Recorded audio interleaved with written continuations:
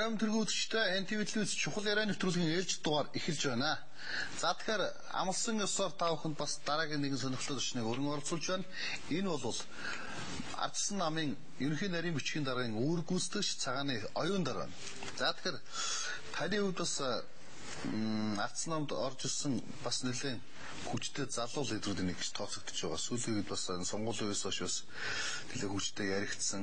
За тэгээд Twitter, Facebook, за интернетийн хуудаснаа бас нэлээд олон харилцагчтай, дагагч, дагалдуулагчтай. Энэ байдал чинь бас танд их давмгаалыг үүсгэдэг баг. Ардсан намын ерөнхий нарийн бичгийн даргын ажлыг аваад 3 сар орчим болж байна уу? Тий. Энэ хугацааны ажил ямар байв, энэ ажлыг хийж болмоор юм уу юм уу гэдгээс эхлэе. Мэдээж чадахгүй юм байхгүй бол тий чадахгүй их байхгүй байна. Ер нь яг 3 сарын хугацаанд арай л хүрэг байгаа. Гэхдээ 3 сарын хугацаанд бол мэдээж гишүүд дэмжигчтэй сонсох. Тэгээд нөгөө намын байгууллагуудынхаа ялангуяа анхан дунд шатны байгууллагуудтайгаа очиж танилцах, хүмүүстэйгээ уулзах, гишүүд дэмжигчтэйгээ байх. Манай Ардсан намын бусад намуудтай харьцуулахад нэг онцлог нь хавтгай тогтолцоотой. Дунд болон анхан шатны байгууллагууд нөөцтэй бие даасан үйл ажиллагаа явуулдаг. Тэгэхээр нөгөө бусаа удирдлагатай биш учраас тухайн одоо нам дунд шатны нам болгон өөрийн гэсэн онцлогтой, өөрийн гэсэн удирдлагатай ийм байдаг. Асуудал газраас нь шийдэж явах боломжтой. Тэгэхээр тэд нартайгаа танилцаж бас үйл ажиллагааг нь уялдуулах, ямар бодлого чиглэлтэй нэгдсэн бодлоготой боловч яг тухайн орон нутагт одоо зориулсан ямар онцлогтой явж байгаа гэдэгтэй танилцах явдлаас л одоо үйл ажиллагаа эхэлсэндээ дээрэс нь хавтгай тогтолцоотой учраас тухайн орон нутагт байгаа намын одоо дотоод асуудлууд заримдаа одоо үл ойлголцох зөрчилдөөн үйл явдлууд нь төв намын оролцоогүйгээр одоо шийдэгддэг. Тэгэхээр заримдаа бол төв намаас бол тийм зөвлөх үйлчилгээ үзүүлэх. Дөрмийн дагуу яаж шийдэж болох вэ гэдэг гарцыг хамтарч хайх. Ийм л одоо зүйлсүүд байдаг. Тэгээ энэ үднэс бас нэлээд аймагуудаар явж үзсэн. Гишүүд дэмжигчтэйгээ уулзсан. Хамгийн гол нэг тийм зөрчилдөөнтэй юм гэвэл юу гэхээр манад байгаа одоо улс төрийн намуудын хууль энэ чигээрээ цаашаа явж болохгүй болчихжээ гэдэг л одоо хамгийн гол зүйл байна. Угаасаа нэг тийм айл гэрч гэсэн ижлэгэн штэ мөнгө төгрөг нь байнга тасалтаал дутагдаал тий. Тэгээд тэрнийг олж авах арга зам нь бас тодорхой биш. Зарцуулт нь бас тодорхой биш. Ийм тохиолдолд бол хүн одоо хуулийн тэр цоорхойг өөрөө хайж эхлэх тийм ээ. Ийм зүйл рүү аянда хөтэлдэг. Өнөөдрийн одоо Монголын улс төрийн намуудын төлөвшил бол энэ дутуу гачуу ийм тахир дутуу хуулнаас болж өөрөө ийм одоо бас тийм доголдсон үйл ажиллагаатай болж тэгээд гол нь энэ дээр би бас онцгойлон хэлэх гээд байгаа нь бол ерөөсөө санхүүжилтийн асуудал бол тодорхой биш учраас үйл ажиллагаа ч гэсэн тийм доголдолтой явж эхэлдэг. Ийм л байдлаас болж одоо санхүүжилтийн асуудал гэдэг ярихтаар ер нь намуудын санхүүжилтийн асуудал тодорхойгүй байдаг. Угаасаа нэг тийм айл гэрч гэсэн ижлэгэн штэ мөнгө төгрөг нь байнга тасалтаал дутагдаал тий. Тэгээд тэрнийг олж авах арга зам нь бас тодорхой биш. Зарцуулт нь бас тодорхой биш. Ийм тохиолдолд бол хүн одоо хуулийн тэр цоорхойг өөрөө хайж эхлэх тийм ээ. Ийм зүйл рүү аянда хөтэлдэг. Өнөөдрийн одоо Монголын улс төрийн намуудын төлөвшил бол энэ дутуу гачуу ийм тахир дутуу хуулнаас болж өөрөө ийм одоо бас тийм доголдсон үйл ажиллагаатай болж тэгээд гол нь энэ дээр би бас онцгойлон хэлэх гээд байгаа нь бол ерөөсөө санхүүжилтийн асуудал бол тодорхой биш учраас үйл ажиллагаа ч гэсэн тийм доголдолтой явж эхэлдэг. Ийм л байдлаас болж одоо санхүүжилтийн асуудал гэдэг ярихтаар ер нь намуудын санхүүжилтийн асуудал тодорхойгүй байдаг. Сонгуулийн дараа аль нам нь хаана ямар санхүүжилт гаргасан бэ, ямар хөрөнгө зарцуулсан бэ гэдэг тооцоонуудыг гаргаад тавьсан. Над бол энэ төрмөөл юм харагддаг. Хідэн настай хүүхэд гурах гэж байгаа юм бол тоо гэмээл юм харагддаг. Энийг ил тод байлгах талаар ер нь байж болдог юм. Ардсан би яа танаа намаас нь шарж байгаа. Ардсан намынхан гэхээр бид нар ил тод байдаг. Бид нар хавтгай тогтолцоотой бид нар бол нэг айхтар ойлгоход биш ингээл үздэг л дээ. Зүгээр харин би хэлээд байгаа нь шүү дээ. Харин альва үйл ажиллагаа бол одоо юу тухайн хуулийнхаа эрх зүйн орчинд л одоо жайжгэнж идэх гэж яриа л да тий. Тэр араам нь өөрөө эргэцэн орчин. Тэгэхээр 2005 онд батлагдсан улс төрийн намуудын хууль маань өөрөө одоо дэлхий дээр оршин тогтнож байгаа улс төрийн намуудын санхүүжилтийн хоёр том тогтолцоо бол да нэг нь бол төсвөр санхүүждэг public funding гэж ярьдаг, нөгөөх нь болохоор хандив. Тэр нь болохоор гэтэл манай одоо улс төрийн намуудын одоо мөрдөж байгаа хууль нь болохоор энэ хоёрыг аль альнийг амсруулах маягаар холион бандан хийгээ хийсэн. Тэгээд тэр хандив тусламжийнхаа цаад одоо утга учир нь юу вэ гэхээр тэр хандив тусламжийн цаана тухайн компани хэрвээ улс төрийн намыг дэмжиж хандив тусламж өгж байгаа бол тэр нь татвараас чөлөөлөгдөж байгаа хэвээр. Өөрөөр хэлбэл тэр тухайн намд хандиваа өгөх сонирхол нь татвараас чөлөөлөгдөж байгаа тэр хуулийн одоо давуу байдалд сонирхол нь хөтлөгдөнө үхээс биш тэр улс төрийн намаар дамжуулж төрөөр одоо ямар нэгэн өөртөө ашигтай шийдвэр гаргуулах тийм сонирхол байж болохгүй. Энэ зарчмын маш том ялгаа. Тэгтэл татврын ямар ч хөнгөлтгүй орчинд компаниуд яагаад улс төрийн нам татвар өгөх ёстой гэж. Тийм үү. Тэгэхээр энэ чинь өөрөө бас асуудал болж байгаа зү. Гэтэл одоо ил тод бай, шудраг бай гэлтэй одоо тэр хандивыг авахгүй байлаа гэж бодоход тэр нам өөрөө оршин тогтнох ямар ч бололцоогүй. Улсын төсвийн санхүүжилт нь одоо нэг гишүүний 10 сая төгрөг жилдээ ганцхан удаа. Энэ бол ерөөсөө нэг сарын байрны төлбөрт л явна шүү дээ. Дээрэс нь тухайн нам өөрөө одоо өөрийн эд хөрөнгө зүйлсээ одоо түрээсэлж олох орлого байж болно гэж байна. Гэтэл өнөөдөр өмч хөрөнгөтэй нам Монголд хэд байна? Ерөөсөө л хуучин нам төрийн тогтолцоо гэж байхад Монгол Ардын Хувьсгалт нам сум баг болгонд байртай тэ машинтай байсан нь тэр өмч хөрөнгө нь одоо хүртэл уламжлаа явж байгаа. Дээрээс нь 7 сарын 1-ээр далимдуулаад том ордонтой болсон тэрийгэ төрөөслөд хин даваа байдал бий болж тийм үү? Гэтэл бусад намуудад өмч хөрөнгөтэй нам нэгч байхгүй шүү дээ. Одоо манай авсан нам хэд машин ч байхгүй. Байрч байхгүй. Ийм л байж байгаа. Тэгэхээр нөгөө энэ улс төрийн намуудад чинь өөрийнх нь тэр тэгш гарааны нөхцөл гэдэг юм нь байхгүй алдагдсан хүч тэнцвэргүй тулаанд 20 жил бүх намууд явж штэ. Үзэгч таныг хараад манай авсан нам машинч байхгүй, байрч байхгүй хэлэхээр за наалаадаа л хэлж байгаа ямар ч үсч хараад. Энийг тайлбарлаа штэ. Юу гэсэн үг юм? Уусаал юун дээр өмч хөрөнгөхийн чагсаалтанд байхгүй нь үнэл юм чинь. Тий. Төрөөсийн байранд. Ер нь зүгээр ял үйл ажиллагаа явуулдаг гэж хэлсэн. Тийм тэгэл одоо нөгөө төсвөөс авж байгаа баг зэргийн санхүүжилттэй байгаа тэрүүгээрээ үйл ажиллагаагаа зарцуулна. Тэгэл бас л ажиллагын нөгөө хууль эрх зүйн орчинд маань хандив одоо тусламжууд гишүүдийн татвар орсон байгаа. Тэгэл нэг тийм байдлаар доголдолтойгоор яваад байгаа байхгүй юу? Тийм тэгээд бусад одоо нийслэл болон аймаг дүүргүүд дэх намууд ч гэсэн мөн яг л ийм байдлаар явж байгаа. Тийм учраас өнөөдөр бол одоо үнэхээр улс төрийн намуудын үйл ажиллагааг одоо ил тод байлгахын, шудраг байлгахын, энэ нийгмийг одоо авилгалаас ангижруулъя гэвэл дээрэс нь одоо үйл ажиллагааных нь цар хүрээг нийтэд нээлттэй байлгах гэвэл угаасаа л хуулиа л өөрчлөхөөс үрсэн байхгүй. Энийг тогтолцоо өгчтэй альва нэг тухайн цаг үед ялж гарч ирсэн нам өөрсдийнхөө намын үйл ажиллагаанд тохируулж хуулинд дандаа гар хурж байдаг. Нэг юм байдаг. Зүгээр би энэ дээр бол өнгөрсөн жилийн хугацаанд таачсан харж лсэн тийм үү. Сонгуулийн тухай хуульд өөрчлөлт оруулах гал намын сонголтын хууль дотоод хуулиуд өөрчлөлт оруулаад өөрсөндөө айл ашигтайгаар эргүүлээд бизнесийн хуулиудыг яг гэж бизнесмэнүүд улс төр хүчээр орчих юм бол бас л энэ бизнесийн тухай хуулиуд өөрчлөлт оруулах гал ингээл явж. Энэ тогтолцоо үргэлжлэж байгаа юм биш үү? Ер нь бол юм шүү дээ. Одоо засварт орцсон байр бол үргэлжил замбрааг байдаг шүү дээ. Бүх юмнууд нь ингээд тарцсан тийм ээ. Тийм тэгэхээр чи тэрнтэй л ижлэх шүү дээ. Монгол улс 70 жил буруу явцсан тогтолцоо. Өнөөдөр 22 жилийн өмнө нураагаад тайцсан одоо засварт л явж байна шүү дээ. Тэгэхээр одоо ингээл замбраагүй тавьсан тавилгануудын нэг нь одоо болохоо уучлаа, нэг утас таслаа аячлаа тий. Тэгэхээр дараагийн хүн за энийг би гарч ирээд арай өөрөөр өөрчлөнө гэл. Тэгэл өөрчилж байгаа юм чинь тэр засварыг дахиад өөрчлөх нь ойлгомжтой. Өөрөөр хэлбэл бид нар тогтцсон 2-3 жил хэдэн зуун мянган жилээр явцсан одоо парламент тогтолцооны улсуудтай өөрсдийгөө харьцуулаад шүүмжлээд идэг байхгүй. Бид нар бол бэлэн бие болцсон ажил дээр ажиллаагүй. Бид нар бүгд өөрсдөө тэр засварыг хийх процесст явж байгаа.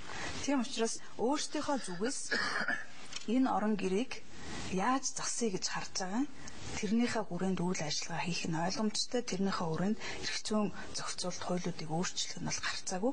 Гэхдээ би ингэж өөрчлөнө гэдэг тэр мөрийн хөтөлбөрөө сонгогчдоороо батлуулж байгаа байхгүй да. Тэрүүгээрээ л ялгаатай. Түүнээс биш дурын болдоо юм оюун дээр гарч ирээд ингээд хэрчээд өөрчлөөгүй шүү дээ. Би ингэж өөрчлөмөр байна гэдэг мөрийн хөтөлбөрөө сонгогчдод танилцуулаад сонгогчид тэрийг за зөв байна, болдоогийнх зөв байна гэд болдоог сонгогчлоо. Чи одоо хуулинд гар хүрэх хэрэгцээ нэгдэж байгаа байхгүй. Тэрнээс биш дураараа хийгээгүй. Тэгэхээр энэ бол маш ялгаатай ойлголт. Тийм ээ. Бас эндээс бас нэг юм харагдаж байгаа. Сүүлийн үед Монгол Ардын намын сөрөг PR гэж харах юм Ардсан намынхан бүх юм дээр эз давмгаалж, дийлж, хамтрахгүй байна, дээвлэгч гэдэг хамтлагаар юмд их хандаж тайлбарлаж байгаа. Танаа нам одоо яг хэр зэрэг хүчрхийж байна вэ гэдэг асуулт зайлшгүй байх ёстой. Мэдээж өмнөх сонгуульд бүр нэгэн гишүүдэд парламент суужсан цагч бас байгаа. Унж босод сурсан хүмүүс гэж ойлгохоор одоо хэр зэрэг хүчрхийж байна. Хүчрхэгчин гэдгийг 2-3 янзаар тайлбарлаж болно л доо. Нэгдүгээрт бол хүчтэй лидертэй учраас хүчрхэг харагдана. Тийм үү? Хоёрдугаарт тэр хууль эрх зүйн орчинд амьдарч сурах тэр соёлыг эзэмшсэн баг. Тэгэхээр 20 жил автсан нам гаднаас хууль эрх зүйн орчныг төлөвшүүлээч, тэрийгэ дагааж, мөрдөөч гэж шаардсан. Тэгэхээр тэр шаардлагын үүднээс нөгөө сөрөг хүчин байсан учраас одоо байгаа хууль эрх зүйн орчнуудын гаргалгааг бол маш сайн мэддэг, туршлагатай. Хөндлөнгөөс ажиглаж судалж байгаа учраас тийм үү. Тэгэхээр тэр хууль эрхнээ шүүмжлэх юм маш сайн мэдчихсэн. Дээрээс нь тэрнийг одоо судалсан, итгэл үнэмшлээ болгоцсон лидерүүдтэй. Шүүмжилж байсан бол зас гаргаа мэдчихсэн, гарцаа мэдчихсэн. Тэгэхээр энэ хоёр давуу чанараараа өөр хүчрэг харагдаж байгаа. Түүнээс биш маныг хуралдаа суухын хоригдсан хууль гаргасан уу? Тийм үү? Бүлэгтэй болохын хоригдсан хууль гаргасан уу? Тийм үү? Одоо байнгын хоруудын хуралд орж ирэхээр нь хөөж гаргасан уу? Тийм үү? Тэгэхээр нэгийн ч хийгээгүй байхгүй. Зүгээр хуулиал даг гэдэг шаардлагыг л тавьж байгаа байхгүй. Тэгэхээр нөө шаардлага нь хатуу болоод ирэхээр хүчтэй харагдаад байна. Хүн болгон хэрвээ хуулиа хатуу шаардаад хүн болгон хуулиа мөрдөд эхлэх юм бол улс орон өөрөө л хүчрхэг болно шүү дээ.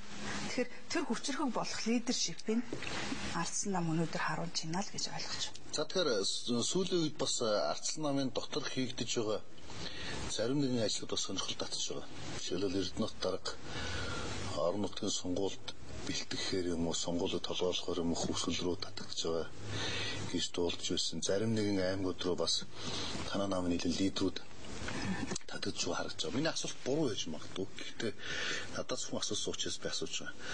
Ардсан нам лидергүй болохоор хоосон лидергүйгээ хэсгүүд рүүгээ төвчтэй лидерүүдэд татаж байна уу? Энэ ямар маневр вэ гэдэг?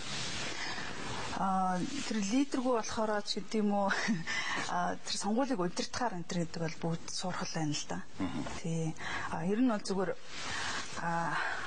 нам дотроо ямар зохион байгуулалт хийсэн бэ гэхээр тойроггүй одоо гишүүнгүй тойрог гэж байгаа шүү дээ тийм ээ. Тэднэр дээр жагсаалтаар орж ирсэн гишүүдэд хуваарлаад тэгээ үндсэндээ нэг тийм үйл ажиллагааг нь чиглүүлэхтэй одоо нөгөө ард иргэдийн төлөөллийг одоо гишүүдэрээ дамжуулж тухайн аймаг орон чинь бас асуудлаа тавьдаг штэ. Жишээл одоо Баян онгорынхан бол асуудлаа Баттулаг хамт хоёрлогоо яриад аймаг орон дээр ийм болоод байна. Та нар нэг уламжлаач яагаад ч гэдэг юм уу тий. Төсөв дээр одоо тавигдсан юмыг хамгаалахч байдаг юм уу тийм ээ. Иймэрхүү тойрог руу хандсан бодлого бол зайлшгүй гишүүдээр дамжиж бол хэрэгжиж байдаг. Энэ бол угаасаа манай парламентд ёсны уламжлал. Гэтэл өнөөдөр тухайн нэр дэвшигч маань ялж чадаагүй тойргод байж байгаа. Тэгэхээр энэ дээр ямар анхаарал тавих вэ гэдэг зохицуултын хүрээнд жагсаалтаар орж ирсэн улсуудаа тэд нартай ингээ хуваарлцах юм бол тэд нар маань бас тэдний одоо тэнд байгаа ард иргэдийн дуу хоолойг сонсож тэрийгэ төр засгийн бодлогод тодорхой хэмжээгээр тусгаж өгөх тийм зохицуулт ажиллах юм. Энэ зүгээр нам доторх дотоод зохион байгуулалтын үйл ажиллагаа юм байна. Орон нутгийн улсын хурлын сонгуулиар алдах хэрэггүй сонгуул гэдэг. За энэ бол сонгуулийн нэг яхад өөрөө болоогүй ч гэсэн ер нь иргэшүүд болгоны төлөө амнаас ер нь бараг л өөрөө болох шахсан шүү дээ. Одоо орон нутгийн сонгуул маш хариуцлагатай сонгуул болох гэж байна. Та тэр сонгуулийн сурталчилгаа PR бол хийж ярих сонгуул бас намын бодлого нэг л дээрж байгаа учраас ярих нь зөв баг гэж бодож байна. Орон нутгийн сонгуульд алдвал хотод удирдлагатай хөдөөд удирдлага мутал болчих уу.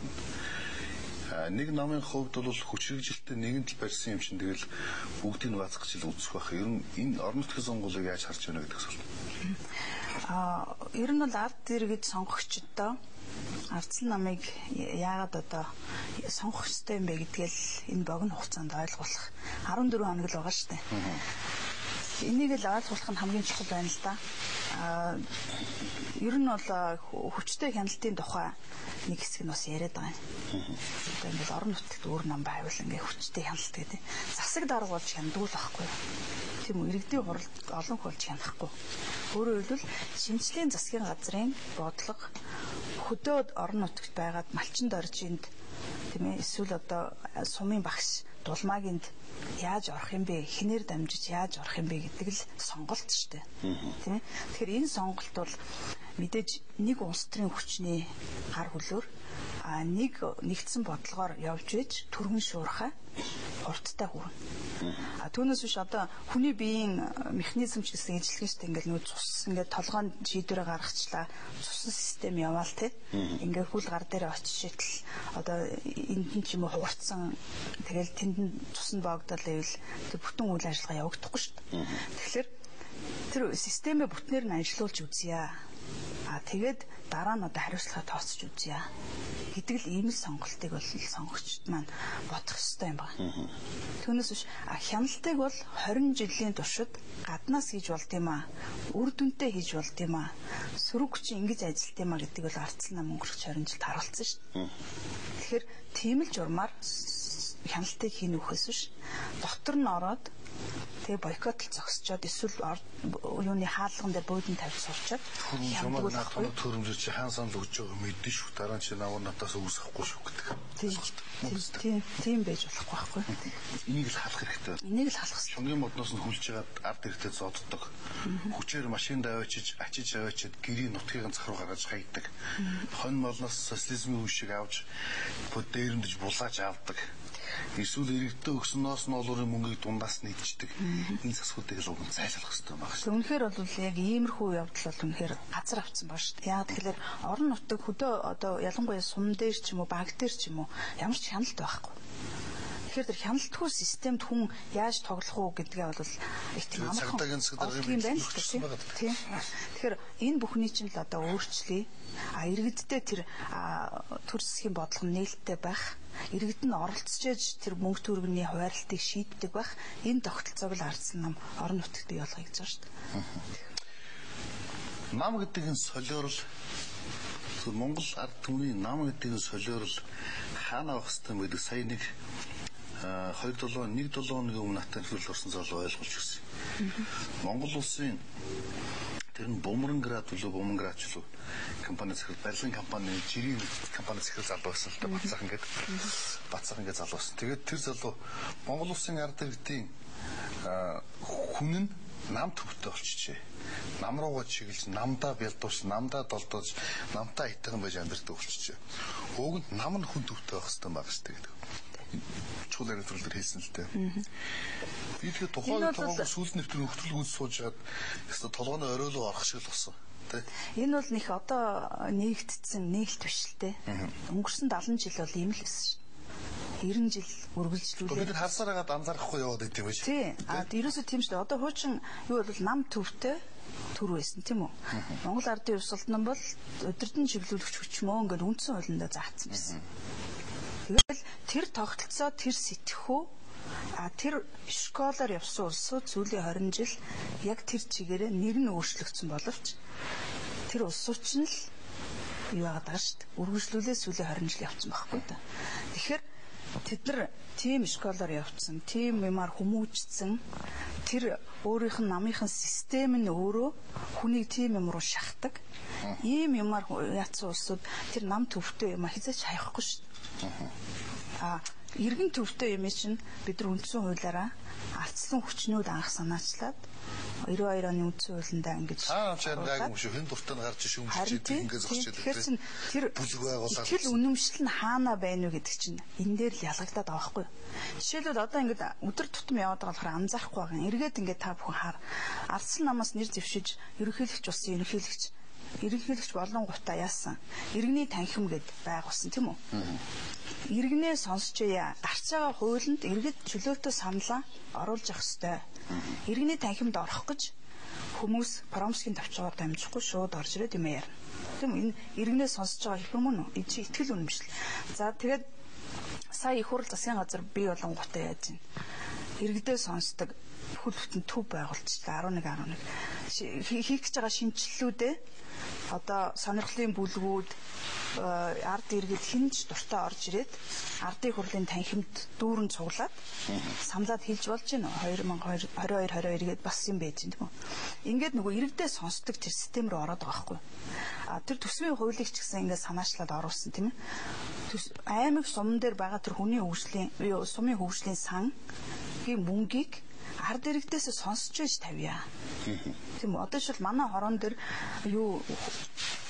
манай байрны тэр хавийн хүүхдүүдтэй жишээлбэл дандаа дунд насныхан байхад хүүхдийн нөгөө нялх хүүхдийн тоглоом барьчихж байгаа байхгүй. Хэрвээ биднээс асуусан бол бид нэр саксны талбай барья л гэж хэлэх байхгүй. Тэгэхээр асуухгүйгээр дарга нар одоо тухайн компаниас ямар нэгэн одоо тийм февер авч тийм үү яадгийг ингээд шийдчих жишээтэй.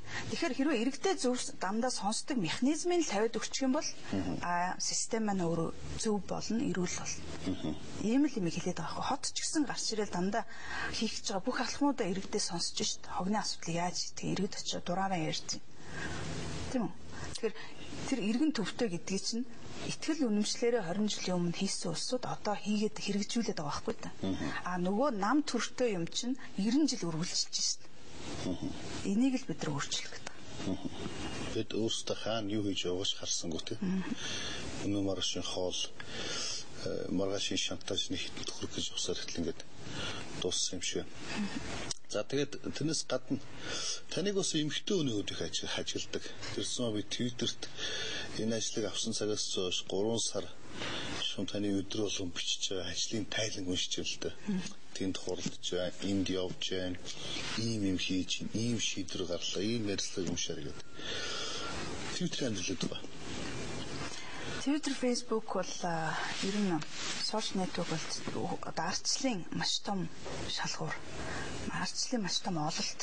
Нийгмийн мэдээлэл дэр чигээрээ сошиал руу яваад эхэллээ тийм үү? Тэгэхээр одоо нөгөө яг миний бас нэг сэтгүүл зүйн тухай ярьслага бичсэн зүйлүүдэд дахин хэлээд идэх зүйл маань тэр. Мэдээллийн их сурвалж нь өөрөө шууд мэдээлэл гаргадаг ийм систем рүү орчлоо шүү дээ. Өөрөөр хэлбэл бид нар одоо ямар нэгэн сайд даргаас мэдээллийг авах гэж сэтгүүлч гүйх шаардлагагүй болчихж байгаа. Тэд нар өөрсдөө сошиал медиагаар юм ярьцчих. Тэгэхээр тэр бүх хэдэн мянган хүмүүс шууд ихний одоо мэдээллийн их сурвалж болоод ирэхлээр сэтгүүлчийн ажил бол тэр мэдээллийн их сурвалжийг хайж явах биш харин тэдрийг нийлүүлж анализ хийх чадвар руу ялгаж салгаж сурах мэдээллийг нэгдсэн голдрол руу оруулж өгöd ойлгохт нь үзэгчтэй одоо үйлчлүүлэгчтэй туслах тим ажил руу илүү орох хэрэгтэй болж байгаа байхгүй. Тэгэхээр өнөөдөр ардсан намын одоо гинсекийн ажлыг хийж байгаа хүний бүх үйл ажиллагаа бол нийтд ил тод байна. Сайдын ажил мөн ил тод байна. Одоо их хурлын даргын ил тод байна. Тэрнээс очиж нууц мэдээлэл авахгүй амын цангайх бол бараг шаардлагагүй болчиход байгаа. Ингээл яг 3 сарын твитийг уншихад л тэр хүний ямар хөө хийсэн ажил бараг 100 хоногийн ажил тийм юм төс харагдаж байгаа. Энэ бол маш бахархалтай байгаад. Нацхан шингацэн 100 хоногийн ажлын тайлан гэл нэг хөдөө хүмүүс бүүнлэлд талбайд нэг юм гаргаал нэг хитэ харьцдаг хэдий яамдуудаа гаргаал ингээл нэг хідэн ч хүн хамарт юм байт юм а гэж. Таны сошиал нэтворкээр хийсэн ажил бол дор хаяж нэг 60-70 мянган онд хүрсэн байх жишээ нэ. Зүгээр энгийн өглөө гэрээсээ гарахтаа хүрсэн байдаг. Энэ бол бас нэлээд бахархалтай. Тийм. Явж байгаа тийм. Тэгэхээр юуны миний нөгөө аккаунтуудын хувьд бол яг их эрт нэгдсэн л дээ. Америкт байхдаа нэгдсэн, оюутан байхдаа угаасаа тэнд фейсбુકийн тесрэлт болцсон байсан. Тэгээд анх бол зүгээр нэг тийм ангийн хүүхдүүдийн хоорондох юм байж байгаа сүулдэ тэгэл дагагчд нэмэгцээр бол олон болцсон. Гэхдээ би бол тэрийг одоо жишээлбэл албан тушаалынхаа байдлаас болоод ингэж өөрчлөөд авахыг хүсдэг. Яг тэгэхээр цэвэр одоо хувь хүнийхээ үүднээс энэ ажилд яаж хандж байгаа юм? Хувь хүнийхээ үүднээс бас амьдралд яаж хандж байгаа юм? Тийм ээ? Найз нөхдөд яаж хандж байгаа юм гэдэг тэр одоо дүр зураг нь байгаасаа гэж бодож байгаа болохоос биш одоо ингээл телевизэн захирал болохоор нэг өөр юмуд болоо л тий хуйраал тэгснээ одоо намд очихоор бас нэг өөр болоо л тий. Тэгэхээр ямар албан тушаал гэдэг бол цаг зурих шүү дээ. Тэгэхээр би бол яг тэр хувь хүнээ илэрхийлсэн тэр аккаунтууд бусад улсуудын ч гэсэн бас тийм л байна. Өмнөх олон гисэкүүдийн энэ таны онцлог байх гэж би хараад байгаа. Яг хувийн онцлог байх. Social network-оор шилбэл өчтөр чухлын орж ирсэн Монголын залуучууд холбооны ерөнхийлөгч Мөнх Батгэд паркинг газрыг хүүхдэд нь авч өгөх ажлыг өчтөр бараг л анх удаа телевизээр яриугүй social network-оор хийгээд 50-60 мянган эмчтэй болсон. Яваад гэтэл 50-60 мянган хүнийг бөөнүүлнэ гэдэг чинь бол тийм тоглоомтой ажил биш шүү дээ. Таашинсан газрын 100 оны ажлын тайлбар энэ төр хийгээд явлаа гэхэд бол нэг тийм тодохгүй байх гэж бодоод байгаа тийм ээ. За тэгэхээр Twitter network, social networking хамгийн том одоо successful амжилттай жишээ бол Обамагийн сонгуул шүү дээ. Өөрөөр тэр хичнээн дэмжигч байгаа юм бэ гэдгийг маш амархан олж харж болж байгаа байхгүй. Тэгэхээр тэр маань бол өөрөө ялангуяа улс төрчдөд бол их хэрэгтэй зүйл. Тэгэхээр энэ нэвтрүүлгээс нэлээд олон хүн юм ойлгуулж байгаа. Яг энэ сүлийн хэрэггүй юм шиг хоёр асуултаар тийм ээ. За тэгэхээр цаг дуусч байна. Арс намын залуу эмэгтэй болсон хүчний хувьд Дэрс Маккенсекийн хувьд санах нарийн бичгийн дарга болсон цаг хугацааг танд өнгөрөе үлдээ. Тэгээд би түрүүний ярьсан санаагаа одоо үзэгчтэй дахин хэлхийг хүсэж байна л да. Юу гэхээр урд урдын сонгуулийн хуулиудыг бодвол энэ удаагийн сонгуулийн хуулийн эрх зүйн орчин нөхцөл маш өөрчлөгдсөн. Нөгөө нэг шударгаар явдаг байя. Шударгаар одоо хүмүүсээ сонгоё гэдэг энэ зүйлийг хууль эрх зүйн хүрээнд нь бол хийж чадсан.